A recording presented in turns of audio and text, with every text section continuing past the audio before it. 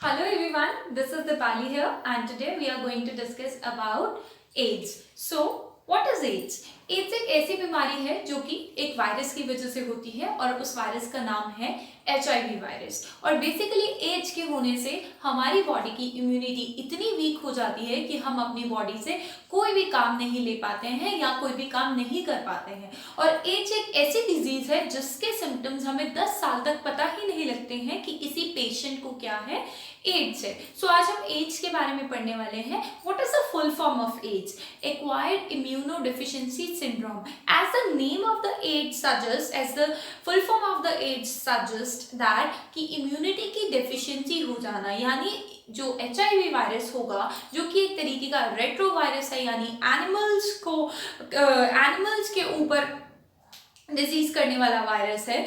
वो वायरस हमारी बॉडी की इम्यून सिस्टम की डेफिशिएंसी करा देगा। इम्यून सिस्टम की डेफिशिएंसी मींस इम्यून सिस्टम अपने आप से कोई भी काम नहीं कर पाएगा। इम्यूनिटी इतनी लो हो जाएगी कि हम लोग कोई भी काम नहीं कर पाएंगे, वीक पड़ते चले जाएंगे।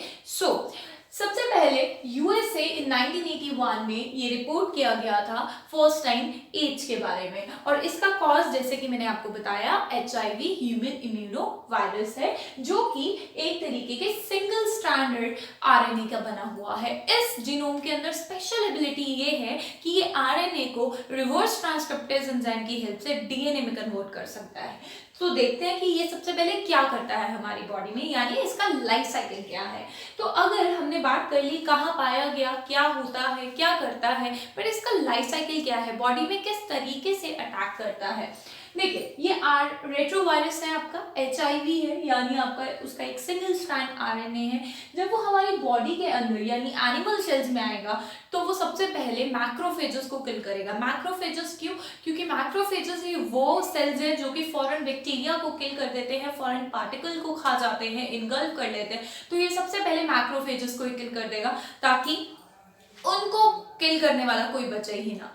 नेक्स्ट आता है, जैसे ही मैक्रोफेजेस के अंदर घुसेगा तो ये वायरल DNA जो है ये हमारे न्यूक्लियस के अंदर, वायरल RNA जो है हमारे न्यूक्लियस के अंदर जाने से पहले DNA में कन्वर्ट हो चुका होगा। किसकी वजह से?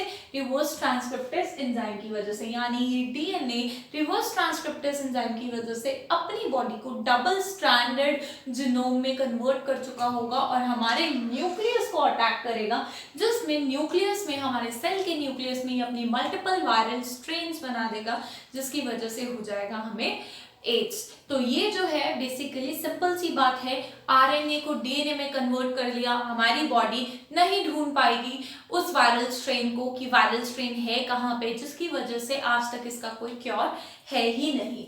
राइट, सो यही चीज लिखी हुई है। मैक्रोफेज वायरल RNA को DNA में कन्वर्ट कर रहा है with the help of reverse transcriptase enzyme. बहुत सारी copies and very important is AIDS के टाइम पे T लिम्फोसाइट्स बिल्कुल ही खत्म हो जाते हैं। यानी T लिम्फोसाइट्स एक ऐसे सेल है जो कि इम्यूनिटी के लिए जो एंटीबॉडीज बनती हैं, B लिम्फोसाइट्स जो एंटीबॉडीज बनाते हैं, तो T लिम्फोसाइट्स हेल्प करते हैं टू फॉर्म द एंटीबॉडीज। अगर हेल्पिंग हैंड ही नहीं रहेगा तो B लिम्फोसाइट्स अकेला क्या कर लेगा? तो वो जो है T लिम्फोसाइट्स, उसका नंबर डिक्रीज हो जाएगा, जिसकी वजह से अगेन हमारी इम्यूनिटी डाउन होती चली जाएगी। अगर हम बात करें कि इसके कॉजेस क्या क्या हैं, तो first is multiple sexual partners, बहुत सारे सेक्सुअल पार्टनर्स होना इंटीमेशन की वजह से।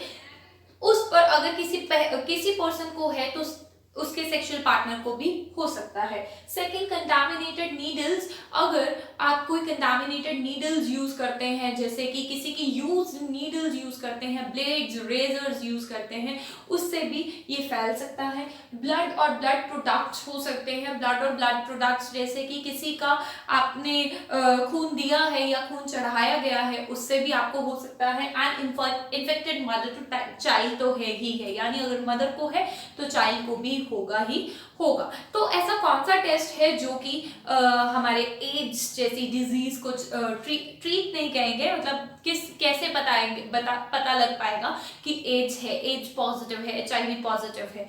तो वो टेस्ट है ELISA, एंजाइम लिंक्ड इम्यूनोसॉर्बेंट एसे। इस टेस्ट से ये पता लगाया जा सकता है कि a person is HIV positive. And on 1 दिसंबर, जो अभी थोड़े दिन पहले ही गया है, 1 दिसंबर को पूरे इंडिया और पूरे वर्ल्ड में इस एड्स का चेकअप जो है वो फ्री ही होता है।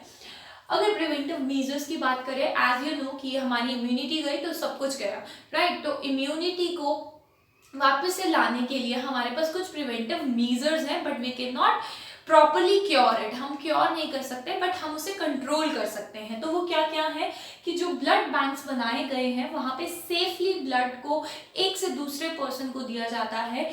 सेकेंड, डिस्पोजेबल नीडल्स और सिरिंजेस हॉस्पिटल्स में आ गई हैं, ताकि ऐसी नीडल्स, और हमें भी बहुत ही ज़्यादा अटेंटिव रहना चाहिए जब हम कोई भी नीडल्स या सिरिंज हमें कोई लगा रहा है, या चाहे वो कोई डॉक्टर भी हो, कि वो ऐसी नीडल हो जो फ्रेश यूज़ की जाए। Next is advocating safe sexual contact. हमें लोगों के अंदर ये चीज़ें बतानी चाहिए कि जो सेक्सुअल कॉन्टैक्ट है उसे सेफली करना चाहिए, जैसे कि by using barrier method like condoms and diaphragms. तो ये सारी चीज़ें जो हैं वो अवॉइड करती हैं HIV होने से। Next is regular checkups. Regular checkups भी एक पर्सन को करा लेने चाहिए, सो दैट उसके ब्लड टेस्ट से उसको जो बहुत सारी बीमारियां हैं उसकी, अगर उस पेशेंट को है तो उसका पता लगाया जा सके, वो भी timely. So this is all about the AIDS. I hope you like the video. If you really like, then please hit the subscribe button and like button. Thank you everyone.